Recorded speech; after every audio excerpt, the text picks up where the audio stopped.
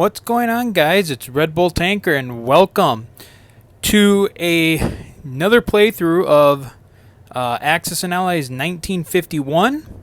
I like to call this version 2, and this is version 3.7 of version 2. So this is the version of 1951 that you can play on the Axis and Allies Global 1940 map.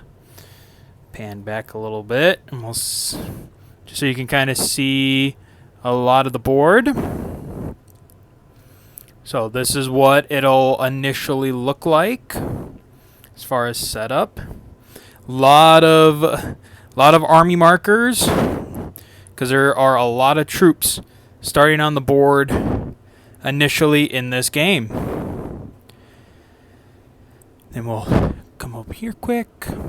Okay, so as always, quick premise to the game. So the game is based on the Harry Turtledove trilogy called the Hot War series, where it envisions that an alternate Chinese intervention in Korea prompts the United States to go with Douglas MacArthur's plan of using nuclear weapons in Manchuria.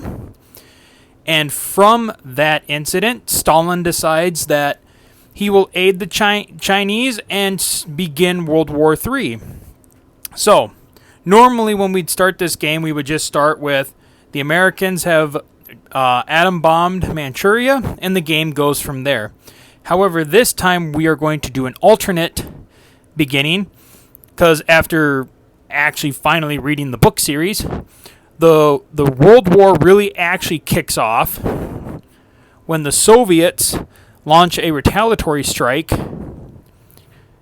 against several of the NATO nations, that mainly being France and Britain, but they also do launch some attacks against nuclear assaults against West Germany as well. And so that is where the game is actually going to begin now. So in this version, the game begins after after Stalin has nuked France, Britain, and West Germany. So let's see here. Kind of going over, so that's one of the new things for this game. One thing different also from the other version is that the British and the Commonwealth are their own separate faction. They're not part of the NATO alliance, not part of the NATO IPC, and that is mainly because NATO would just be way too strong IPC-wise in order to do that. Though I have come up with a different way of showing the IPC changes. There are some, and those are noted with these upside-down rondos with the black side and a dice on top of it to note that that is a change in the territory's IPC. So that's one change. Another change is that normally in this game, we used to say around turn 4. I've extended it to turn 8, but around turn 8 or before on turn 4, the U.S. would be able to build start building B-52 B-52 jet bombers.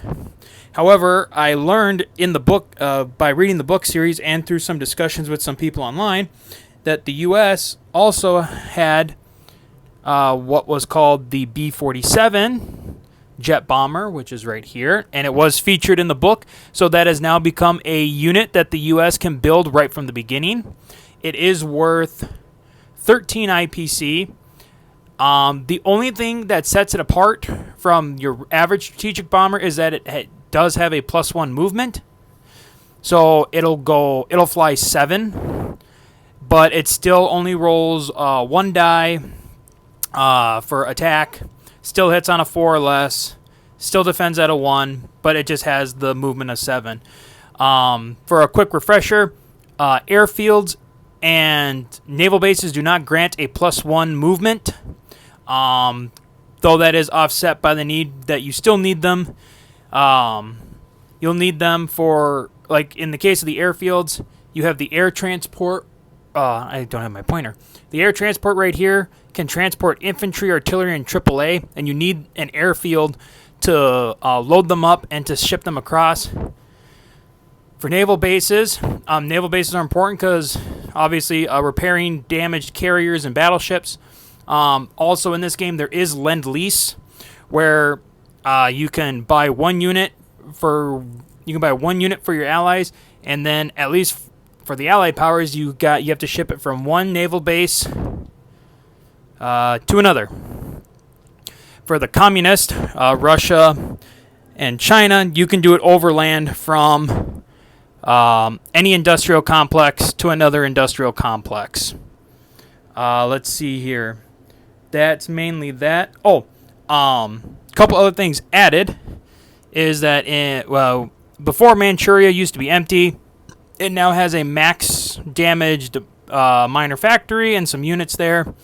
And because we're doing the alternate beginning, there is some damage to some of the NATO facilities in Western Europe because of the nukes. In France, you have a max damaged airfield. In Normandy, the naval base is max damaged. And in Britain, you have a max damaged airfield as well.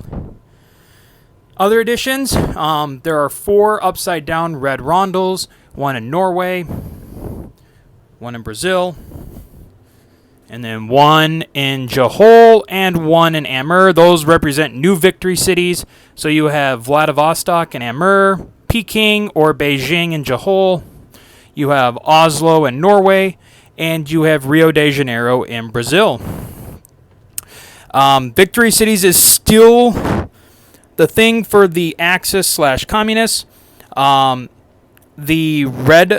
So in Europe they have to capture 9 victory cities in order to win, and in the Pacific they have to capture 8, as denoted by that.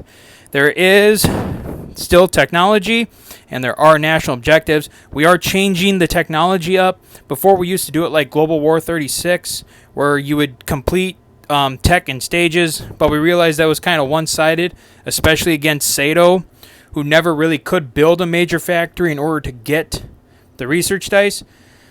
So we're going back to the old Axis and Allies ways. However, when you pay for technology, you will pay 10% of your IPC that is on the board. So if, say, the U.S. wanted to pay for technology, they would 10% of that, round down, so it'd be 6 IPC per dice to do any research.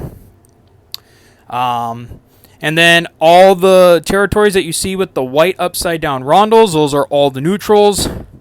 There are some neutrals that don't have the upside-down rondel because they are already neutral, like here in the Middle East and here in South America.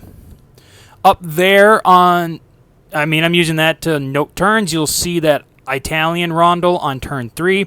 That is to represent that on turn 3, we will do a roll for what is known as the Arab League. It was a concoction of Arab states led by Egypt that formed after the Arab-Israeli War of 1948 to basically be the counter to the emergence of the State of Israel. And I know this is a little might be a little touchy considering the political aspects that are happening in this day and age, but it's been there, and that's all I'll say on that. So on turn 3, you can roll, and if the Arab League is activated, Egypt, Saudi Arabia, Iraq, and Syria form a coalition that will join the communists in their fight against the West, mainly because of Western intervention in the Arab-Israeli War of 1948. A lot of the Arab nations became embittered towards the West, and they potentially see a chance in this war to get back at them if they can get into the game. So, looking around, that's basically it. If you've seen all my other videos of 1951 with this version or even the last one, you kind of get the sense of how everything goes. This time around, I'm not going to do the alliances go simultaneously, where like Russia and China will go at the same time, and then all the allied nations will go at the same time. This time we are going to do it in turn order, and that turn order will be Russia, NATO, China, the British Empire, and the Commonwealth, and then SATO, which is the Southeast Asia Treaty Organization, which was formed in 1955, but for the purposes of this game, it was emergently formed to combat the threat of Russia, or not Russia, China, because a lot of these nations had troops in Korea at the time. And then, contrary to that, coming back over here, before, Turkey and Greece used to be neutral because they didn't join NATO until like 1952 or something like that. But because they had troops in Korea, we decide we're going to play with them joining NATO early once the Soviets escalate the war. Or at least we're going to do it that way. I also am thinking about something where, like, on turn 2, just like with the Arab League, like, on turn 2, you roll a dice and see if they activate and join NATO as well. But so that's it for the introduction, and I hope to start soon. I do have some new pieces on the way. They won't get here till Monday, so I might wait and start next week, or if I have time this weekend, I'll start this weekend. So I hope you guys stay tuned and watch along, and until then, guys, as always, take care.